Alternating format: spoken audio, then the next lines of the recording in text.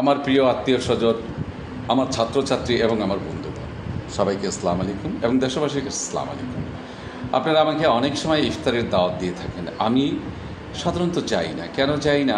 কারণ আমি যেটা দিয়ে খাই, যেটা ইফতারি করি, সেটা আপনারা সাধারণত কষ্ট তৈরি করবেন, কিন্তু তৈরি করতে গেলে অনেক কষ্ট হবে ভাই। এই কষ্টটা দেওয়ার চেয়ে না দেওয়া অনেক ভালো। আমি কী দিয়ে ইফতারি করি আপনারা দেখুন। এটা হলো ডিম, দুধ, মধু এবং ঘি।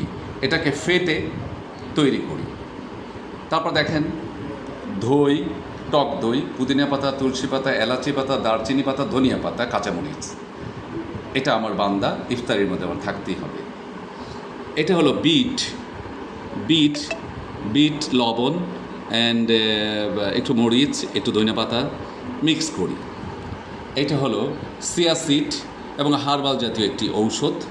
সেটা দিয়ে আমি শরবত প্রায় আমার 2 কেজির মতন লাগে। অ্যান্ড এটা হলো বেলের শরবত, ঠান্ডা হয়ে গেল যার জন্য আমি ঠান্ডা কিছু না। অ্যান্ড আমার দেখেন সবেদা এবং নাশপাতি আমার গাছের। অ্যান্ড এটা হলো ঘি দিয়ে 2টা পরোটা, একটা খাবো।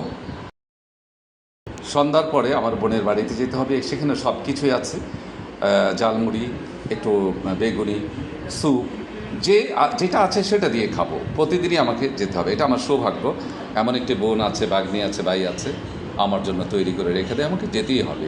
সবাই ভালো থাকবেন, সুস্থ থাকবেন এবং পবিত্র মাহে রমজান আমরা পবিত্রতা রক্ষা করে চলি, কেউ যেন পবিত্রতা ভঙ্গ না করি।